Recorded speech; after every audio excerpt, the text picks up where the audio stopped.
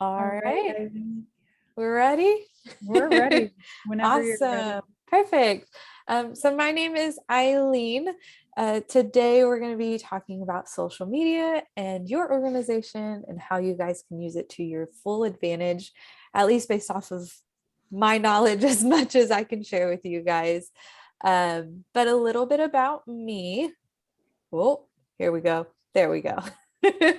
I currently work at Will Smith Zoo School. I am the education manager of community outreach and operations. So, part of my job is overseeing day to day operations of the school and also running their social media accounts. I've been running social media for the school since 2019. And they did not have an Instagram account before I joined the position. And I created the Instagram account for the school. So I kind of caught them up to speed on that.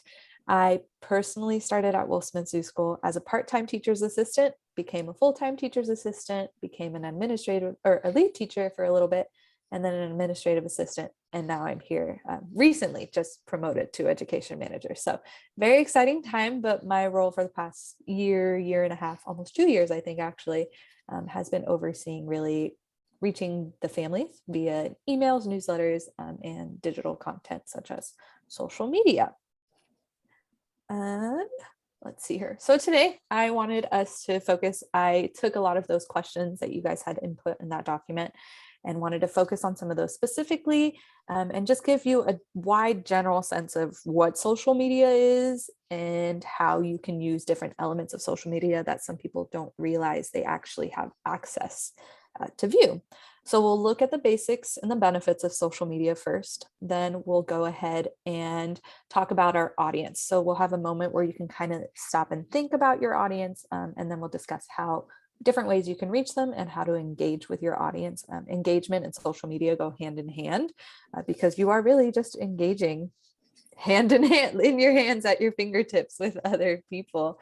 Then we'll talk about how to post content, where to post it, when to post it is really important, and different places of where and what you can post. And then we'll finish off with how to be resourceful. So while social media is at your fingertips, so is a lot of help. So you can always reach out to either other people or the platforms themselves. So we'll look a little more deeper into what those look like. So first, we'll discuss the basics of social media. So social media, you have the common ones: Facebook, Twitter, Instagram, YouTube, TikTok, LinkedIn, and there are actually so many more social media platforms. These are the main ones that I look at every day. These are the ones a lot of businesses use every day. A lot of businesses create accounts on these ones that I've listed. So they'll have about 5 accounts of social media that they manage. Typically, larger organizations have probably one person per platform. Facebook and Instagram go hand in hand because Facebook actually owns Instagram. So a lot of things you do on Instagram, you can do on Facebook, and it'll go straight to those platforms. So many more, such as WhatsApp, which is a messaging app, but some organizations use it as a social media platform. I personally don't know a lot about WhatsApp, as I've only used it to communicate with family that lives in Puerto Rico or friends that I've made overseas. So I can't really talk much to it, but I can talk about the ones that I've listed here. What are these platforms used for? So you have Facebook. Facebook is, a lot of people call it the older generation's social media because that is where people will connect with their grandparents, and that's where people will connect with their parents.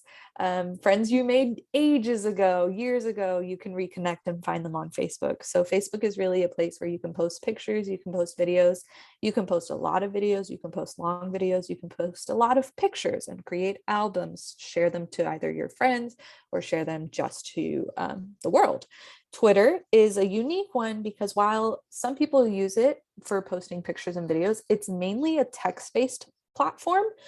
Businesses use it to help create kind of a one-on-one communication with their customers or with their audience members. So it's really business forward. One big example I like to use is about my mom. So my mom has a nonprofit. And whenever she has issues with a company or something, she'll tweet at the company. and companies are very fast to respond when they've been tweeted at. I don't know what it is, why it is that way, but it's just somewhere where the conversation happens quickly and it goes back and forth. And Twitter is also where you'll see organizations kind of be witty or show their more fun side. So I don't know if you've seen in the news or anywhere, but sometimes restaurants use Twitter with funny comebacks to talk to other restaurants or something like that. So Twitter is kind of that more fun, laid back atmosphere that businesses can use to promote items or events happening. Instagram is a pictures and videos based platform. Lately, actually, I think within the past year, Instagram actually announced that they were trying to lean more towards being a video platform. So that's something to consider when thinking about Instagram. A lot of people, it's very controversial right now because a lot of people joined Instagram for the purpose of it being a pictures-based platform. So seeing it kind of transition into something where you can post minute-long videos, or you can post on IGTV, which is part of Instagram, which is where you can post videos longer than 1 minute, but still on that same Instagram feed. And then lately, to compete with TikTok, Instagram has released Reels, which is a short 15 to 60-second video. That's pretty quick and it just automatically replays. And so Instagram is slowly trying to catch up with all the other competitors. Instagram is one of personally my favorite apps and platforms that I enjoy using, especially with the school that I work with and using that to promote events and items. YouTube is, of course, a video space, and that is where you can post longer videos. Some YouTube influencers use YouTube to reach their audiences in different ways just to try something different, but it's really focused on longer videos. 10-minute long videos is what I've seen recently in regards to businesses using it to gain money by having ads. Ads pop up on videos that are longer than 10 minutes in between the videos, and that's how many businesses and influencers make money based off of YouTube videos. So that's why you'll kind of see longer videos on YouTube. TikTok, a little bit like I mentioned, is short clips. So that is 15-second to 60-second videos, super quick. You just scroll through them. And lately, TikTok has added a feature where they can do videos up to 3 minutes, but 3-minute long videos on TikTok lose people's attention. So the goal on TikTok is the shorter, the better. And then, of course, LinkedIn, a lot of people associate. It is very business forward. That is a place where people kind of post their resume publicly. So LinkedIn, I don't know if you guys know, but if you post on LinkedIn as a business, you can post when you have jobs available. LinkedIn also allows people to apply for a job from that platform. I personally have never put in like an application from like the employer side onto LinkedIn. But I do know if you search a business on LinkedIn and it's like apply to this job, you can see what job openings there are. So that's something if you want to look into adding for your business in regards to joining on LinkedIn is great because people actually go to LinkedIn to add to their resume since LinkedIn will create it. And sometimes they'll just apply straight from LinkedIn because the information travels straight into their application. Then we'll look at, there we go, the benefits of social media. Some of the benefits of social media you can kind of like infer very quickly. So it's really the place now where people are getting their news, people are getting their entertainment from. I personally don't really watch news on TV anymore because I can find it on social media. One of the biggest ones where you can find it is like Twitter or Facebook is really where news outlets, news media outlets get their news out quickly. And that's where I get my news. And that's where a lot of society is getting their news nowadays. You can also reach so many people with social media. So that's the benefit. You may have a specific audience, which we'll talk about in a little bit, but with social media, you can reach people you may not even think you're reaching.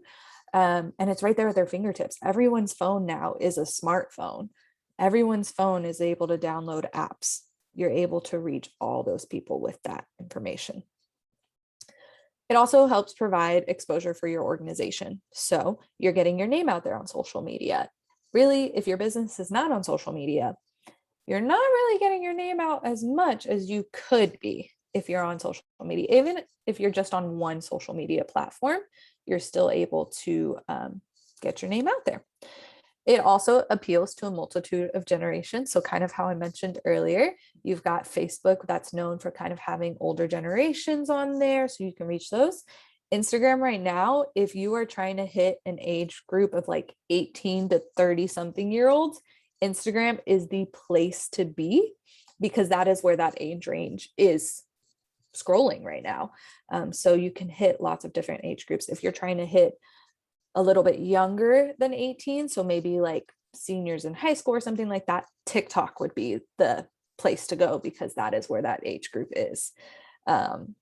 And then it's also an opportunity to network. So not only is it an opportunity for maybe someone who's looking to apply to your organization, for them to network with you, but it's an opportunity for the business itself to network with another organization. So an example I like to use is this past year for Teacher Appreciation Week. We wanted to do something for the teachers, and we wanted to bring snow cones on campus. We had a prior family who owned one of those snow cone like buses, or I guess food trucks, something like that. And they had already graduated, so they weren't families of ours anymore, but I knew they owned that snow cone bus. So I slid into the direct messages, which is terminology for social media. I went to the direct messages and I reached out to them and I was like, hey, we would love for you guys to be a part of this. We want to show our teachers we appreciate them, and we know you guys do snow cones. Our teachers love snow cones. And of course, they were like, yeah, we'll do it. We'll see you in an hour. And sure enough, an hour later, they were able to come, and we've been able to maintain that contact and connection with them just by reaching out via social media. This graphic right here is showing you the percentage of how many people worldwide are using these different platforms to get their news or access content. So of course, Facebook is the largest one. Then you have YouTube, which a lot of news outlets will post their content on YouTube after their streams, after their live shows, or even like the day after they'll post it on there. WhatsApp, like I mentioned, I can't talk much about, but it's interesting to see how that's third to get news information from others. And then of course, Instagram and Twitter. And then below are the lower percentages of platforms. Snapchat is on this. It is a social media platform. I personally, again, use it more for messaging rather than like getting my name out there or anything like that. Because it's such an interesting app. I still don't understand how organizations and companies use it to promote themselves, since it seems like something that's more private versus public and out to the world. But I think that's them trying to catch up with all the other social medias out there. All right. So now we'll move on to your audience. So everyone has an audience. Every organization is trying to reach either a specific group of people, or you just want to reach everybody. That's honestly, you can do that. You can try to reach everybody if you want to reach everybody. But in this moment, I want you guys to kind of just stop and think for a little bit and think about your organization. And if you guys have a target audience, is there a specific group of people that you guys are trying to reach? So with my organization, with Zoo School, our target audience is families with kids that have kids that are 3 to 5 years old. That's our target audience. That's who we want to create our content for. That's who we want to draw the attention to. That's who we want to focus on. That way we can enroll their students. That way we can welcome their families into our community. If your organization is an organization that maybe hosts camps during the summer, maybe you want to reach out to school groups, or maybe you want to reach, your target audience is schools, so that you can reach out to those schools so they can let their families know, hey, we have a camp. We're partnering with this organization to do camps on this type of this year. So just think about that target audience and really who you are trying to reach, because that can help you pinpoint the type of content and graphics that you want to create to post on social media. Next we have is identifying your target audience. So there are ways on social media, which I actually found out about these about a year ago, and I think it's amazing. So if you're on the Instagram app and you have a Instagram business account. So you have your personal Instagram account, but then you can also create a business Instagram account or like a content creator Instagram account. When you have those type of business accounts, you have an option to look at insights. And insights is the word you want to look for on all your different platforms, because the insights, it's what's going to show you who is watching your content, who is signing on, who is sorry if you hear my dogs in the background, they're kind of barking downstairs. And who is where your audience is coming from and what hours of the day, which we'll talk about in a little bit. So I took a little screen recording of the audience that we have for Will Smith's Zoo School. And so what you can see is it's showing me the top locations. So the cities that we're hitting, which are all San Antonio cities, you can also see countries, our age range. So we have, it divides it by men and women, or you can see everyone. So we're in that kind of family age range, those parent age range. And then of course it separates the gender as well. So it's something to think about. If your target audience is, you want to hit a specific demographic, or if you want to, again, hit as many people as possible. So that's what it looks like on the Instagram app itself. You can only view this on the app. You can't view this if you log into Instagram on the desktop. I just tried earlier before this session started, and you cannot. I thought you could. And then this next slide is looking at it from the Facebook business page standpoint. So if you have created a Facebook page for your business, again, you'll look at page insights. And there's a lot of options on insights on Instagram. But for this one specifically, to find your audience, you're going to hit, as it's doing, Business Suite. And this is something new they created. I'm going to pause it real quick. This is something Facebook created recently. I want to say within about the past year. Their Business Suite is to help be more efficient and easier for you to manage your account on Facebook. I'm still learning different aspects of this, but they have very great tutorials on how to component. But once you get into the Business Suite and you view insights, you get this page that we see here. On this page, you'll scroll down, or you can hit the tabs on the side, and you'll be able to see just how we saw on Instagram. Your page has this many likes. This is the age range you're hitting. And then the blue and the purple are the women and men that are hitting your audience. And then if you keep scrolling, you'll see the top locations of your audience. So again, ours, San Antonio, since we're based in San Antonio. And then of course the top countries, United States. It's fun with the countries to see what countries you're hitting, even though it's 0.1%. There's someone in that country that is viewing your content. So it's really cool. For us, I know a lot of our school always gets mistaken because people think we're named after Will Smith, the actor, which we're not named after Will Smith, the actor. We're named after a little boy whose name was Will Smith. So it's very interesting to see, because I can make that connection where like a lot of these people are coming to our page because they think we're associated with the actor. So that's something it's kind of like a hit or miss, because it's like, oh, we're gaining more traction because of our name, but it's also these people are missing our values and our mission. So we need to make sure through our content, we're getting that across, that we're not following the actor. We are a preschool that is donated to, and we are living on this legacy of this amazing little boy who loved the zoo and loved playing in nature. So that is something you can see on Facebook. Something I saw earlier, which I actually didn't see while I was screen recording, you can also see a potential audience. So the current audience is what we were looking at. Potential audience is who you could really be reaching out to if you choose to do ads in the future, or if you're looking at how to garner more followers or more likes or more sharing.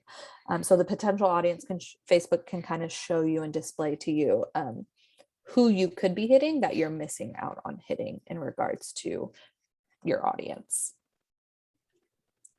So we've identified our audience. We've thought about who's our target audience. Now we want to reach our audience. So the number one way to reach your audience is, of course, posting content. You want to make sure that your content that you're posting is entertaining for your audience. it's educating your audience, whether it be a lesson on something physical or you're educating them on your business alone. So I like to say a lot of businesses that are either trying to rebrand or businesses that are creating a new account on some platform to create kind of like an about me post. So something I did with Zoo School at the beginning, and I even helped Amanda when she was working on a project earlier in the year, of creating a post that just introduces your organization to that social media platform. I like to call it the about me post because that's where you're either announcing your mission or your values or what you hope to spread with your message on that platform specifically. And you want to inspire your audience. With Will Smith Zoo School's social media, I want to inspire our audience to follow the zoo's mission, which is to learn, love, engage, act, and protect the wildlife and the world that the animals and people live in. So I try to get that message across with anything that I post. The next one, which is something I saw in that question document, are hashtags. Some people find hashtags annoying just because they just fill up that caption thread or they're just all over the comment section. But hashtags are a great way for you to get your name out there or for you to search other organizations. So when you put hashtags in a document, it optimizes your searchability. So if anyone is typing a specific word and you happen to hashtag that in your post will pop up in that person's search, which allows you to reach more people. It also helps you navigate different content. So if you're looking for nature-based education specific content, which is a hashtag on social media, nature-based education, you'll find posts of other organizations that have posted things about that, and you'll find ways to really maybe get ideas for how maybe you want to promote content on your account. Something that's pretty cool on Instagram, I don't think I've tried it on Facebook quite yet, but on Instagram, if you search a hashtag, you can choose to follow that hashtag. And it's kind of like following another account. So if you follow a hashtag, you can set it up to where you're notified if there's like a new update in that hashtag forum, I guess we could call it, or the Instagram algorithm will put posts that tag that hashtag. You may not follow those accounts, but it'll show, because you follow this hashtag, here's a post that happened recently with that hashtag. So that's a fun way where you can really see what's going on in your realm. So for Will Smith Zoo School, I follow our hashtags. So we created a school hashtag. We created hashtag Will Smith Zoo School. And on that hashtag, I tag all of my posts so that if someone searches for our school, they see everything we've posted. But I also invite families to hashtag that on their posts so that I can see when a family is either talking about us or when a family is wanting to share information about us. So again, it's a way to get your name out there. But it's really fun when you can follow it, because then you find accounts you don't follow and you're like, oh, let me add them to my following base because they actually have content that I can relate to and I can share to my families, or they possibly could share to their families. Which brings us to the final one, sharing. So you want to be able to share content to other people, but also from your organization. One thing I've been doing lately is I think it's Texas Children in Nature on Instagram. And when I'm on the Will Smith Zoo School page, they've lately been doing a daily challenge, a nature challenge for their families. I'll share that to my Instagram stories and my families will see that and they'll comment on it. They'll react to the post itself, but they'll comment to my stories about it. So it's really fun because then it's showing them another thing that we kind of associate with. And again, it's just being able to reach more audiences. The other organizations will see that you've shared their post or that you've saved their post.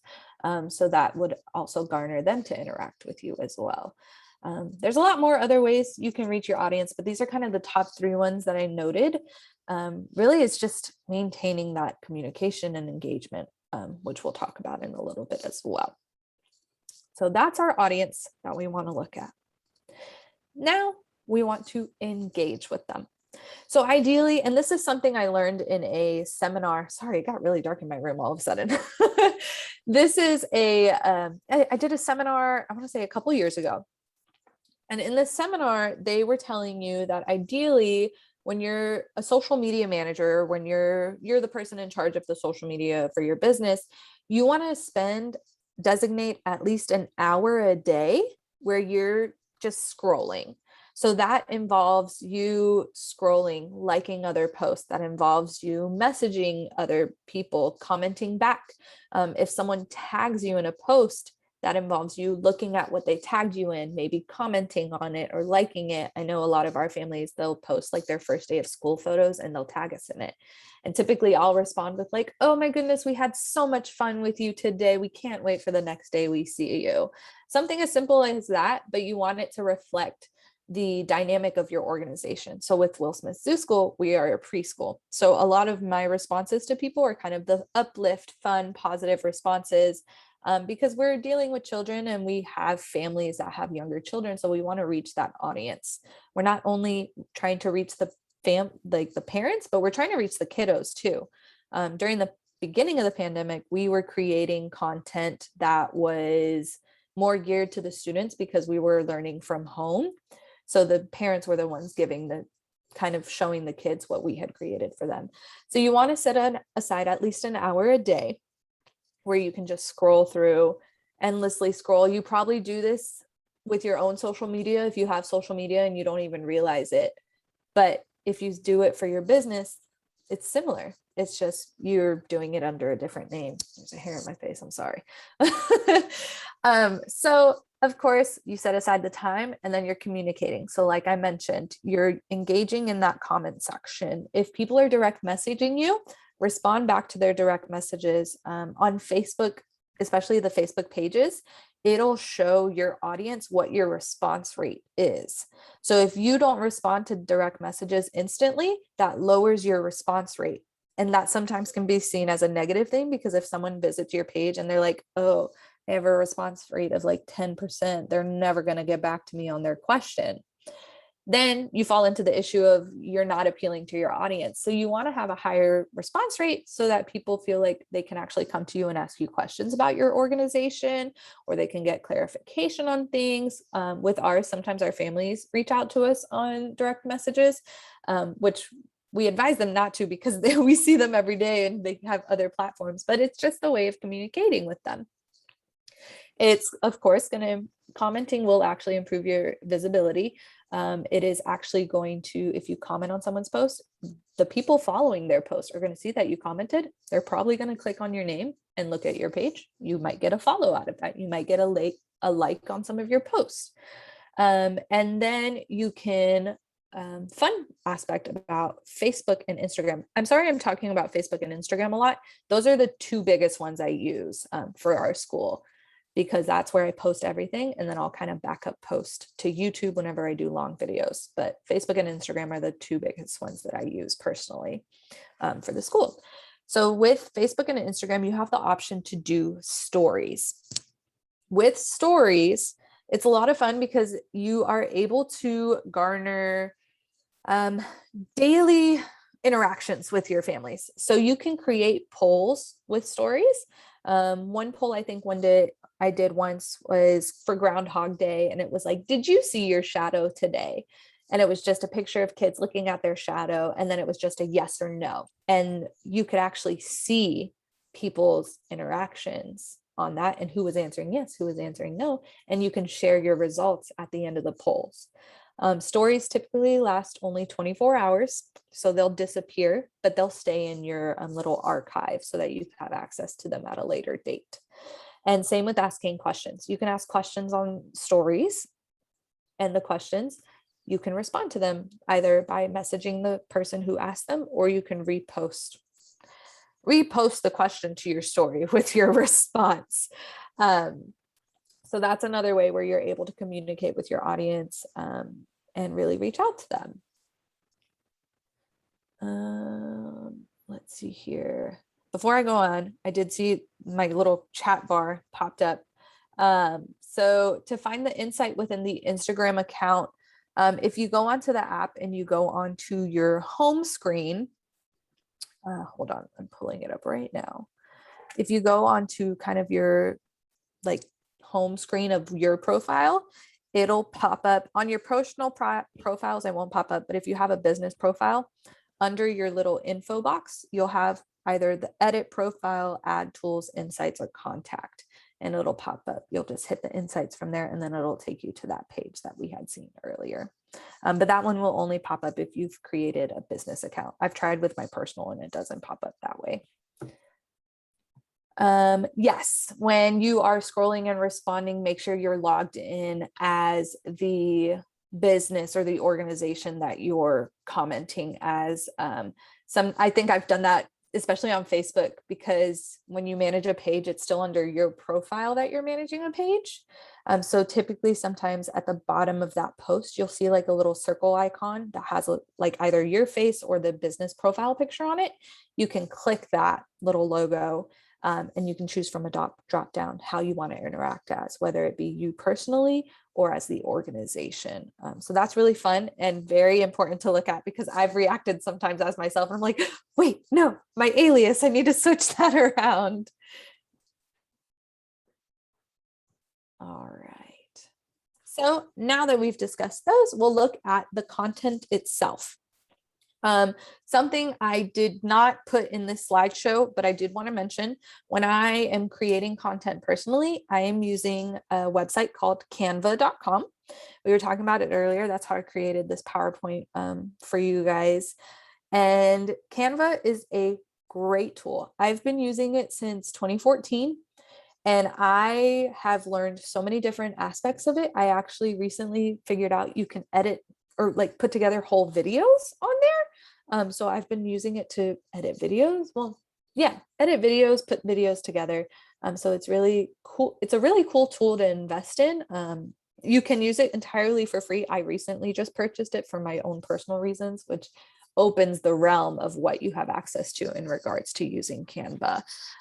So that is what I use to create my content and my graphics.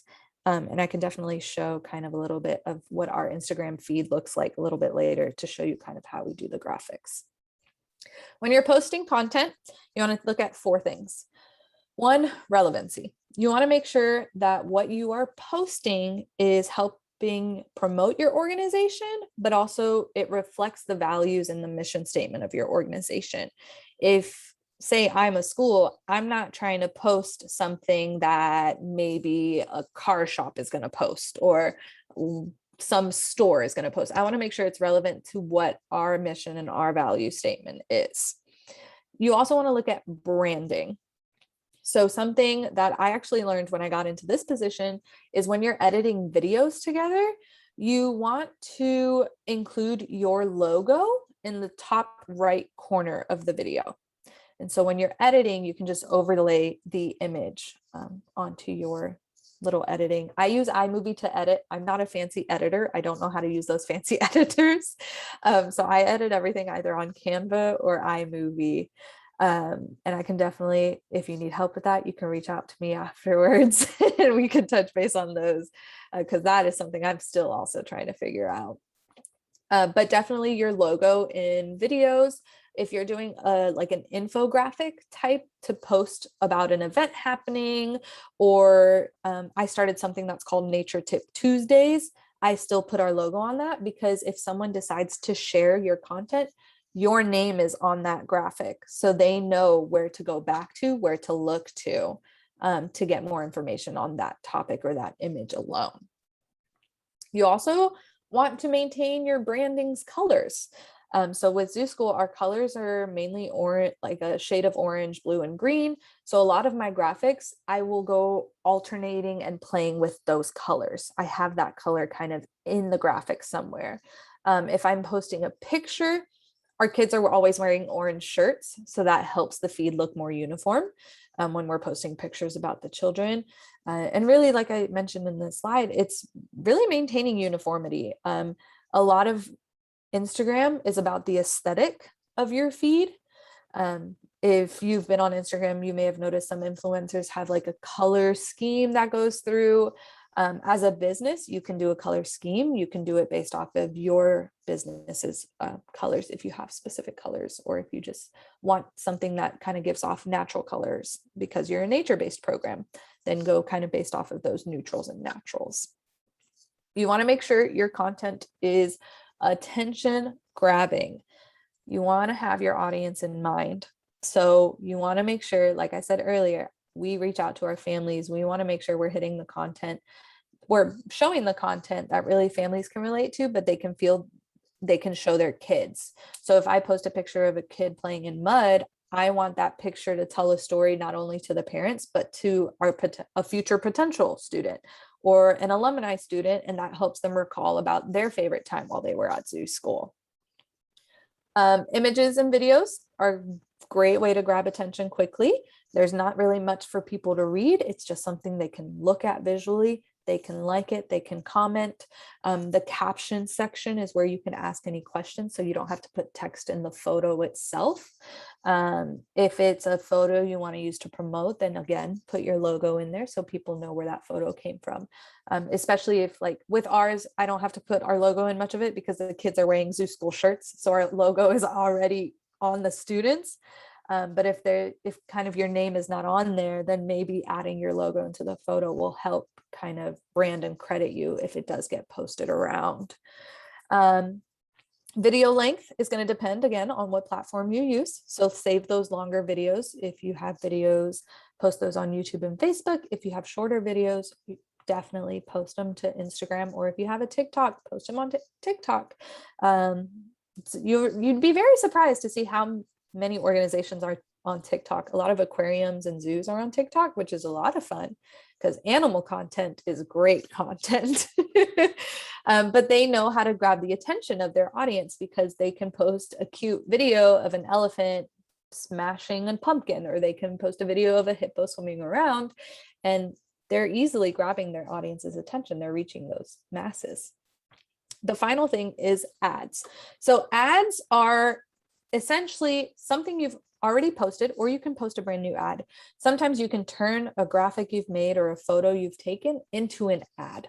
You want to think about this before you create an ad, because ads do cost money. And it depends, the amount that it costs depends on how long you want the ad running and how many people you want it to reach. The benefits of ads is that you can reach people you may not be able to reach, or you don't know how to reach. I've done this once personally because our marketing department runs the rest of the ads. But when I did an ad, it let me choose kind of the target age range that I wanted. It let me choose where I wanted this ad to post. So when I had done it, I wanted the ad just to go to people who lived in Texas because it was a Texas-based thing that I was promoting, and I just wanted to hit people in Texas. But you can choose people in different states. You can choose multiple states you want to hit. You can choose the world. You can choose different countries. So really ads are a great way for you to find a new audience to reach, or reach those people you're not trying to reach. So you can look at age, you can look at genders if you want to appeal to a specific gender about something, or you can appeal to where people are located. And this is more based off of, I've only ever done it with Facebook, but it's based off of how people have added onto their accounts, where they say they're from, how old they are when they created their personal accounts, and it'll come to them. Something that we use ads for as a school is when it's time to enroll. We'll use that, we'll create an ad, we'll send it out, and our ad typically includes a link to our enrollment page and a picture of, say, some kids running around with some teachers or something like that. I know in the past, some of our ads have been videos. So you can turn video content into ads as well, which is a really cool thing. So you could kind of make like a little commercial if you really wanted to and turn that into an ad. And the fun part is once you hit like, okay, submit, the platform does the rest for you. And when you're done, that's when essentially they'll take the money out, that however much it costed you, but you'll start to see as the ad is running, your engagement and your following increase because it's hitting different people. And usually when the ads are done, they'll give you, again, that insights. They'll give you insights on how many people they reached, who they were able to reach. And then again, you can choose how many people you want to reach. If you want it to be kind of a smaller ad, you choose about like 100 or so people, but they let you choose up to like, I want to say like thousands of people that you could reach potentially, because there's a lot of people on social media. But it's definitely something you want to think about, just again, because it is money related. When to post content. So another fun aspect, and we'll go back into, before I continue, is that boosting. Yes, ads is boosting. So if you are creating an ad, especially I think on Facebook is where it'll pop up the most. It's like, boost this for this much money, boost this. And yes, that's just Facebook recognizing that that post is actually doing pretty good already naturally. And so they're giving you that kind of extra bonus, like, if you boost this, you could reach even more people. So that's kind of their tagline to get you to reach more people, because they're noticing that post is already doing so good. But yeah, boosting is ad space. When to post. So again, another fun aspect, we're going to go back into the insights of our Instagram and Twitter. When you're posting, you want to look at when your audience is online and when they're the most interactive, which insights is amazing because they show you that. And then based off of that time frame that those insights gives you, which, let me clarify, insights is kind of like analytics. Those words go hand in hand. But once you find all of that stuff, then you can start to plan ahead. I like to plan social media posts 2 weeks in advance at a time, because I can see when my families are online at the most. So I can kind of start planning, okay, I'm going to post this evening, I'll post that evening. I'll probably post this event announcement on this day. At the beginning of the year, not so much, because I'm still trying to get photos of kids, but towards the middle of the year, I'm able to like actually plan out content based off of those time frames. But you can post right away. So, oh, my followers are here around 6 p.m. every day. I'm probably going to post at 6 p.m., whether I schedule it or I make a mental note at 6 p.m. I need to log in and make that post. But you are able to schedule things, which does make things a lot easier. So if we go into our insights, and we're using our Instagram example right now, it's same in that audience section. However, you're going to look at the very end of the audience section. So Instagram has it set up to where you can look at it by the hours of the day. And I believe Instagram sets it up to where it's in your time zone hours.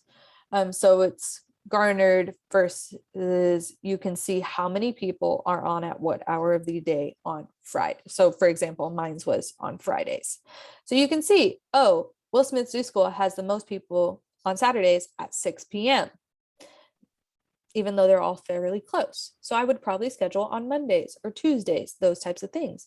But you can also look at not only just hours in the day, but days of the week.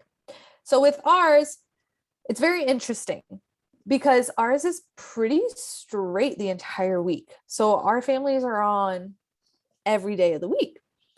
I have a personal blog account, and on my blog account, my bars look different.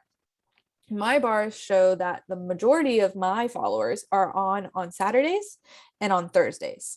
And then all the other days are fluctuating. So it's interesting to see the dynamic of versus like a school, they're online all the time, versus a personal blog, maybe there are only specific times a day your followers are on because your followers are not similar to what you do. Whereas with Will Smith Zoo School, all my followers, I only follow on that account other schools, other nature-based programs, other nature-based organizations, zoos, AZA institutions, things like that. So it would make sense they're all around at the same time because they're kind of the same workspace. With not Instagram, with Facebook, you'll head over to that Insights tab. This one will be different. You're not going to go to the business suite because the business suite does not show you the exact insights that you're looking for in regards to when people are online or when people are following. So you will go to your insights, and then you'll actually hit this button right here once the mouse moves over called post. So right there, click on it, you'll go to post, and this is the screen it'll take you to. So what's fun about this is it'll show you when your fans are online. The big thing to note about Facebook Insights, they show this in Pacific time zone only. So you have to do that conversion which is very unfortunate, which I'm hoping they change. But that is more because Facebook is based out of California. So Facebook is run straight on California time. So you'll have to do those conversions yourself, but it's similar to that Instagram where it's going to show you the days of the week and how many people you reach on those days of the week. And if you hover over one of those days of the weeks, that's when you'll hit this graph and it'll show you have the highest reach at 6 p.m. Pacific time. So in Texas, that's about 8 p.m., which would make sense. All our families are getting their kids ready for bed. Dinner's already been made. Our parents are starting to wind down, and that's when they're scrolling through social media. So if I have something that's more specific to parents, I'm most likely going to schedule it to be posted in the evening because I know that's when they'll see it. And if it posts in the evening, our parents that are working and go to sleep early, when they wake up, that would be one of the first posts they see because it was posted the night before. So that's a fun aspect about the insights on there. Then let's see here. Our final step is how to be resourceful. So, I actually didn't realize I had a good screenshot of this. So this is what the professional, when you go to your Instagram page, this is what it looks like. So this is where I was mentioning under your little bio, you'll see the edit profile, which is where you can edit all of this information. And then you'll see ad tools if you want to do ads on Instagram. And then this is the insights tab that you'll hit to find all that information. And then your contact would be if you want people to be able to contact you via email or anything like that. You can also kind of see how our color scheme, like I mentioned, our logo, orange, blues, and greens. A lot of our content, if I'm putting text in it, or if I created a graphic, I have those color schemes in it as well. A fun thing to have your address, have your website on your profile pages. That will help people reach you. If you have a hashtag, put it in your bio because then people can also click that as well. Let's see here. This graphic is going to show us to go to this button up here, view professional dashboard. That's going to pop up again if you are a business account. When you hit it, it's going to take you to all of this information. This stuff I don't know much about. I just discovered this dashboard, I want to say a few days ago. But in the bottom, if you keep scrolling, you'll actually see a bunch of resources that Instagram has created for its content creators. So this is where I mean in being resourceful. All of the platforms have an area where it's kind of their help page. They have blog posts that can help you with figuring out their social media. They have places where people have asked questions and other people have answered for them. And they have just a variety of resources like we're seeing here with Instagram. So don't be scared to use it. Social media is always changing. There's always something new you're always going to find. Like I mentioned, I've been doing it professionally since 2015, but personally, I've been using social media since 2009. And I'm still learning things every single day. The other day, I learned about WhatsApp being social media. So it's always changing. It's always constant. And the platforms are pretty good about making sure they're keeping you up to date on those items. So definitely when you're in the app on the desktop, hit up those resource pages because they will help you greatly. Let's see here. I saw Liza had a question. Why does timing matter so much? If you post something in the morning, does it still live on your Facebook page or Instagram account for the rest of the day? So it does live on there. So the timing matters more if you're trying to reach your audience right away. So if you're really focused on when you want to reach those audience members, or if it's something that's happening maybe the next day, you want to hit them where they're going to see it instantly. Another aspect about timing is the algorithms of social media. So the algorithms are how the platforms present and kind of show your content to other people. Instagram used to be something that you could see all the content chronologically. As it was posted, that's how you would see it. Lately, the algorithm has not been playing chronologically. It's been going based off of more the profiles you interact with. So I may follow some people but I may not see their content because I'm not interacting with their content as much. So Instagram has taken that job themselves to where they're only really going to show you the profiles that you're interacting with, that you follow, which is why that timing kind of is important, because maybe you're not interacting so much with this business or organization, but if you're posting at the time where your followers are online, that may help guarantee that they actually see it when you want them to see it. Because sometimes, and I've noticed this recently, I'll go to a post and I'll like it thinking it was posted that day, but when I see the timeline, it was posted 2 days ago. And it's because I don't interact with that content frequently. So that's why the timing is important. And same with the Facebook algorithm. The normal Facebook feed that you're seeing is more edited, kind of like that Instagram, where it's showing you what you interact with most. Whereas there's a section on Facebook where you can hit most recent, like in your feed, or you can change it to view the most recent. And that's going to show you a chronological order of what's been posted as far as who you're friends with and all of those things. So that's really why timing is more important, just to help you get it out when you want to get it out. Because if not, then someone's probably going to see your post 2 days after the fact, which isn't fun, especially if you're trying to promote an event and get your event out there. That brings us to the end of this little talk. Like I mentioned earlier, social media, you could go into a black hole and just talk about it all day. So I wanted to kind of bring just the basics out here, but always, if you have more questions, I'm not a professional at all sorts, but I do love social media and I love engaging and learning about it. And I'm more than happy to help if you guys need help with anything, or if you have questions about more topics, you are more than welcome to email me. Or if you have questions now, you're more than welcome to ask those questions now as well. I know we started a little late, so we're kind of good on time, I think. But if you have questions, just let me know. It got much darker in my room over here.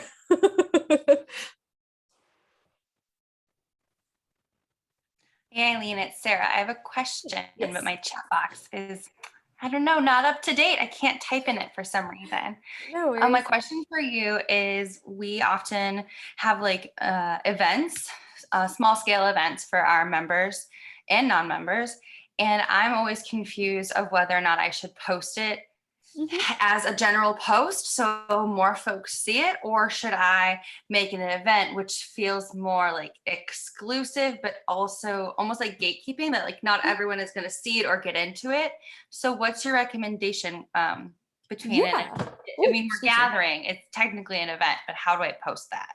Yeah. So what I would recommend is I would still recommend making that event, just because if you do make that event, that allows you to kind of see the RSVP list of who's interested in going, who's probably not going to go. So that kind of helps you with numbers in regards to how many people you're expecting to attend the event. I would also make a graphic or something to promote, like you were mentioning, you kind of make a post to talk about that event. You can make a post that says, hey, we're having this event. And what's fun, especially with like the Facebook events section, you can share that event. So it shows up in the post as a link, and people can hit that link and it'll take them to your event page and they can view more details there. That makes sense. Yeah. Okay. That's really the best of both worlds then. Exactly. Yeah. If I make it an event, people will miss it. But if you can post that event link to your feed, that makes sense. Okay. Yes. Cool. Yeah. And something I've done recently. So with Facebook, you can create groups. And groups is a really fun aspect. Personally, my family, we've been using groups since 2007, 2005. That's how my mom started her nonprofit. So we've been working with groups and figuring out groups. And then when I got to Zoo School, Amanda and I created a Will Smith Zoo School families group. And it's more of a private page just for your community specifically. So we use groups at the school to keep our families connected. So whether it be alumni families, incoming families, or current families.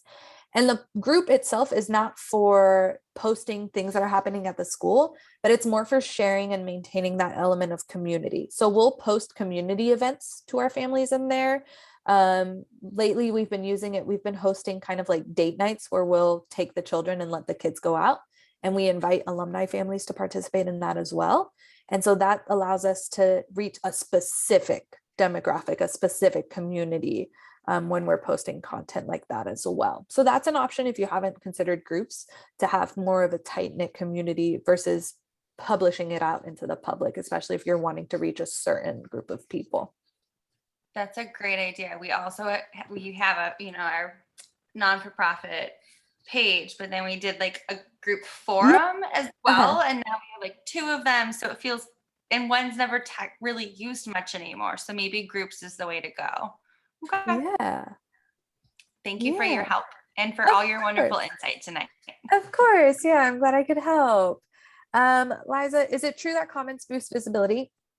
Yes. So comments will help you with your visibility, because if you're commenting on someone else's page, anyone else in that comment section, at least this is what I do, so I would assume other people do this as well. When you're in that comment section after you've commented, you're going to start to read other people's comments, and you'll be drawn to click on their names to see what their profile is about. So it boosts your visibility and that you're able to reach more people, because more people are intrigued, like, oh, this organization responded with that comment. What are they about? And they'll want to click your name. And that's similar with the shares as well. With sharing content, especially on Facebook, that business that you're sharing the content from, they can see that you've shared their post. And whether you shared it directly or you added your own little blurb onto it, they can see that. And so that helps them be like, ooh, let me keep this organization on my radar, especially if they're similar to what we are talking about. Maybe there could be a future connection there, at least a connection on social media where you guys can just kind of banter back and forth and talk back and forth. So that's where shares is pretty important to help you get out there as well. So ask your people to comment and share. Yes, this is why Inside Outside can help boost your association's posts. Yeah, definitely. Your associations are going to be able, especially if you maintain that interaction with the Inside Outside platforms, that helps your name get out there. Even through here, I had heard of Inside Outside not too long ago. And then when Amanda reached out to me that you guys were interested in this, I personally was already starting to like go onto your social media pages and see everything through my personal feed, but also through the Zoo School feed, because you guys are just like us essentially, which got me thinking about a Texas chapter, which I'm not against, interested. But I thought that was interesting as well. Definitely commenting and sharing will help get your name out there. And that's something that at the beginning of creating the Zoo School social media, I did consistently. But then once all my other tasks started playing, I started losing time and wasn't making time to engage. So that's something I'm slowly starting to get back into, where it's just like every time I have a break, I'm just on that page and I'm just liking and sharing as much as I can to help get our name out there.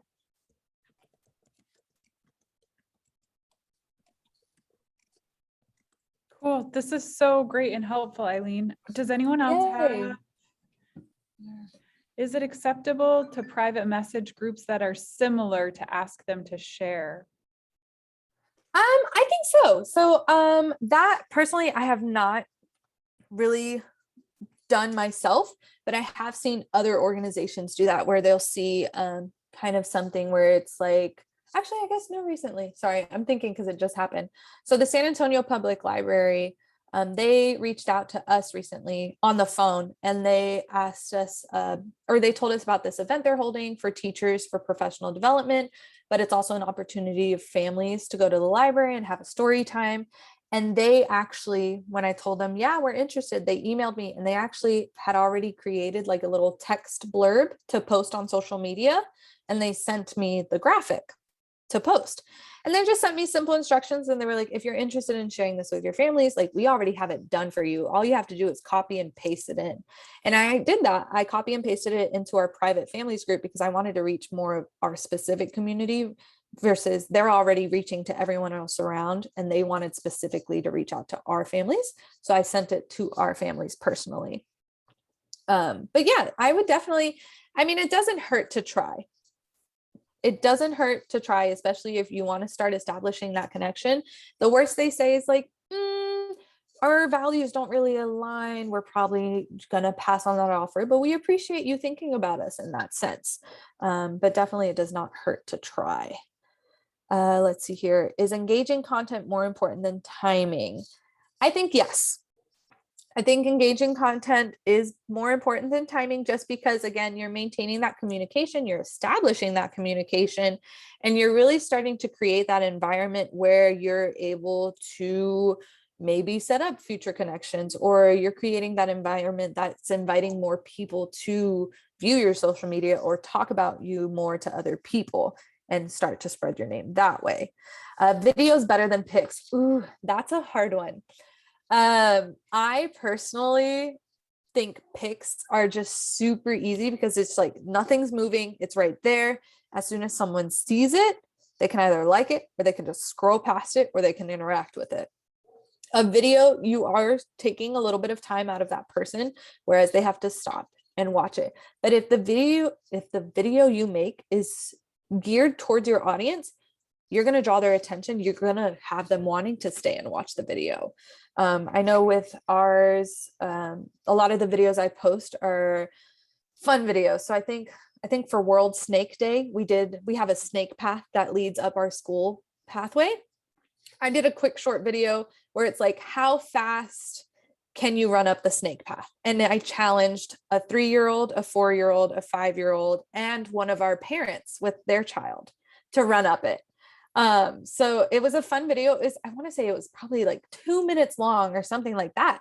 But I actually had people that watched the whole thing through because there were different components of that video that drew their attention.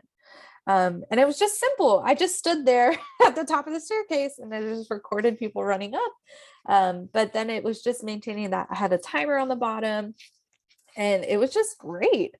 Let's see here. But yeah, pictures and videos, I feel like they're both the same and different in a way. I really like both. I also really like editing videos, so I'm I'm geared to that one a little bit more. Videos can tell you how many, I'm going to assume, followers maybe view it, or how long they view it. Folks, it's folks. Oh, folks. Okay, gotcha. It's all good. I think some videos. So I know on Instagram, if you go view like the insights of your video, it'll show you how many likes, of course, how many views it has, and it'll do that with Instagram Reels as well. It'll show you how many views it has, but it won't show you how long they stayed into your video or like watched your video. YouTube, on the other hand, gives you that analytic. YouTube will show you how many people have viewed your video, how many people have liked your video, but there's also an analytic in YouTube where it shows you how many people watched until what certain time, or what your watch time is. So say you have a 3-minute long video, your watch time could be the first 30 seconds, because maybe after 30 seconds, you lose your audience. And YouTube is pretty good at telling you that information. I haven't seen it yet on Facebook or on Instagram as far as like how long they're viewing, but I feel like it's probably somewhere on there. Just got to dig deep into it. Any other questions?